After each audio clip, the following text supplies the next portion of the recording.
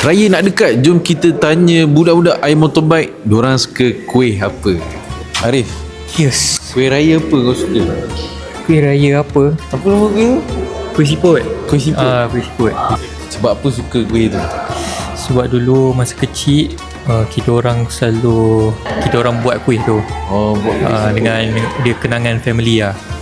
kenangan family. Kuih raya apa Pak Long paling suka? Elmer London. Elman London. Kenapa Pak Long suka Elman London? Sebab mak aku buat sedap. Wah. Kuih raya apa kau paling suka? Soalan senang je. Tepung berita. Kuih raya tepung berita. Tak ada nas. Tak ada nas. Tak ada nas. Sebab apa kau suka tak ada nas? Sebab dia lembut di dalam. Lembut di dalam. Betul. Lembut di dalam, creamy di dalam. Dia basically dia punya jam dia sedap lah. Jam nanas dia. Dia rasa susah. I mean like usually hari biasa kau tak dapat. Hari raya je kau dapat benda ni. Kuih raya. Okay, Megat. Kuih raya apa kau paling suka? Mazola.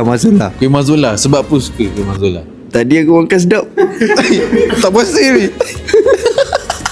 Kuih raya apa Husna paling suka?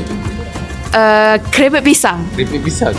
Sebab apa suka keripik pisang? Sebab dia sedap dengan kita boleh makan apa saja dengan keripik pisang. Itulah top 5 kuih raya. I Motorbike approve. Bye.